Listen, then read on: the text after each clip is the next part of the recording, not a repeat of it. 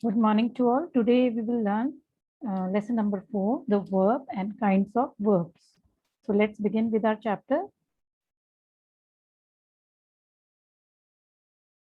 So before learning about verbs, first we should know what is a sentence, what are the rules of making a sentence. So let's see on the screen. Read these words. You can see two group of words are given. First one is playing is Ram with ball. It is making no sense. It means it's not giving any meaning. But same words, when they are arranged properly in the second sentence, the sentence is giving us some meaning, or we can say it is making sense. Ram is playing with a ball. So now we can define that a group of words that make complete sense is called a sentence. Now, what are the rules of making a sentence? General rules are, first one is it makes complete sense. Second is saying that it begins with a capital letter. And third one, it ends with a full stop. It's not every time that the sentence will end with a full stop. It depends on the type of sentence. If it's a questioning sentence, it will end with question mark. If it's like exclamatory sentence, it will end with exclamation mark. Now, coming to the next part of sentence. When we see a sentence, we find that it is made up of a group of words. So now we are dividing each sentence into two parts. So we can say that each sentence has two parts. The first part is called subject and the second part is called predicate. Now see, what is subject? The person or thing we speak about in the sentence is called the subject. What is predicate? What is said about the subject is called the predicate. So with the help of an example, we can understand subject and predicate. So example is a man helped the blind man. So now you can see a man is written in red and rest of the words are written in green color. Okay. So a man is subject here. Why? Because we are speaking about this person, about this man. Now, what are we speaking in the sentence? We are speaking that he helped the blind man. So now the sentence is divided into two parts. The first part is a man, which is a subject, and we are speaking about it, about this man. Second part is help the blind man, and this is predicate because this is what we are saying about a man.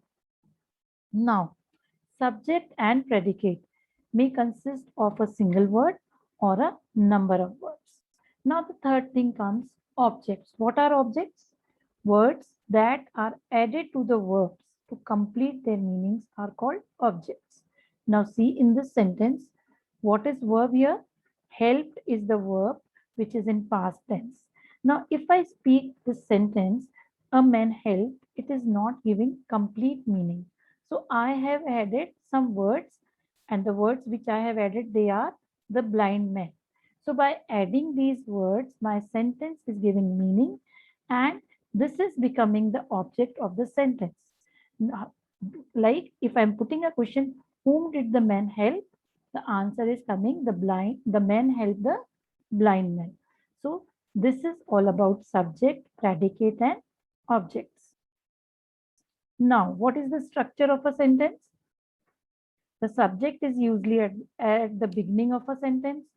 After the subject comes the verb, and objects are placed after the verbs.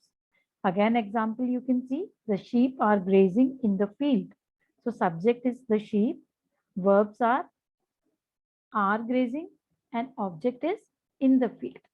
Note that subject and objects are always nouns or pronouns.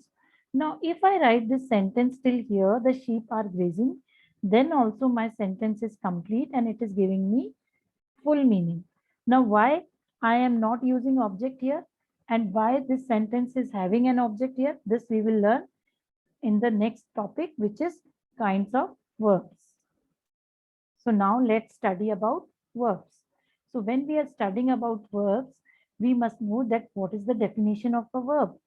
So a verb is a word which says something about a subject. They are also called action words. And what are they saying? They are saying about subject. Subject, already we have studied that subject is either noun or a pronoun.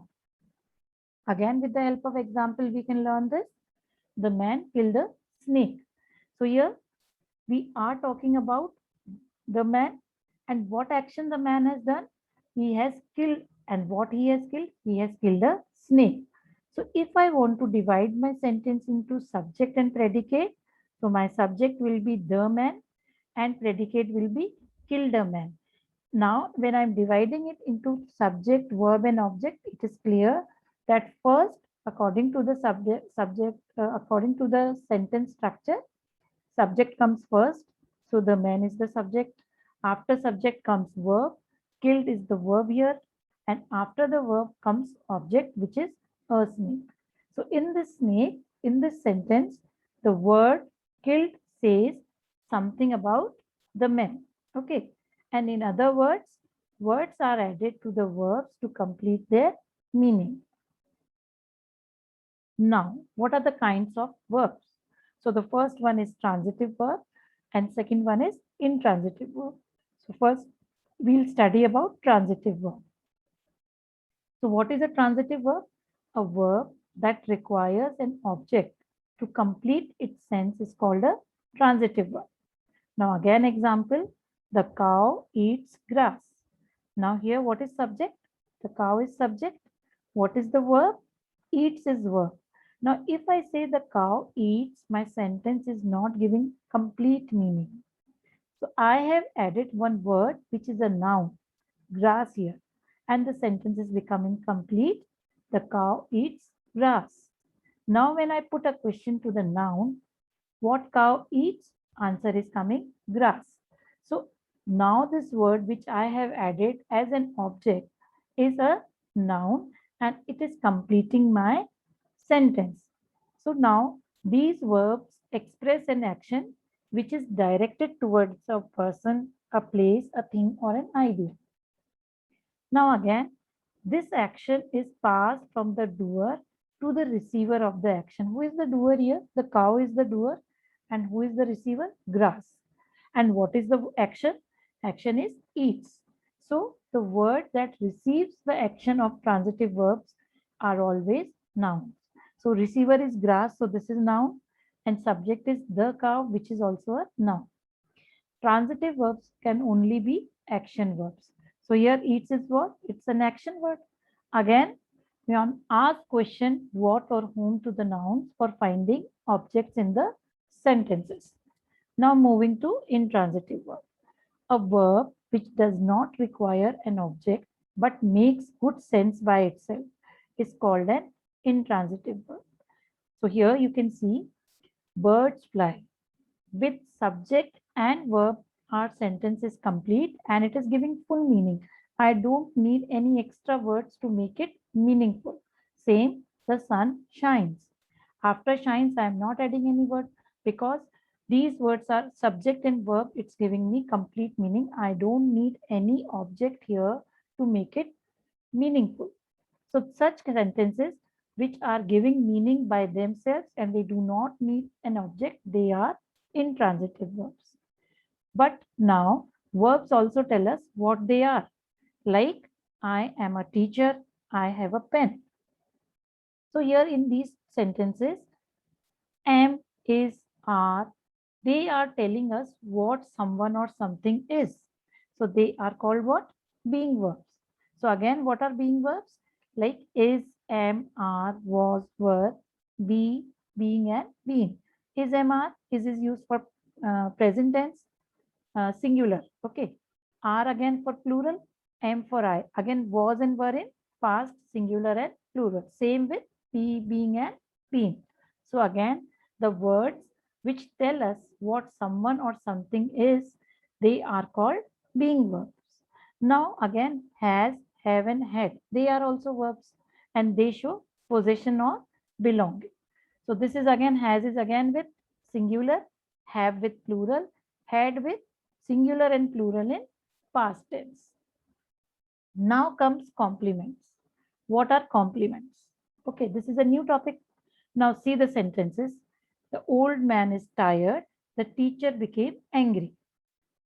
Now, in these two sentences, what are the verbs? Verbs are is and became. But these two verbs are not giving any complete meaning by themselves.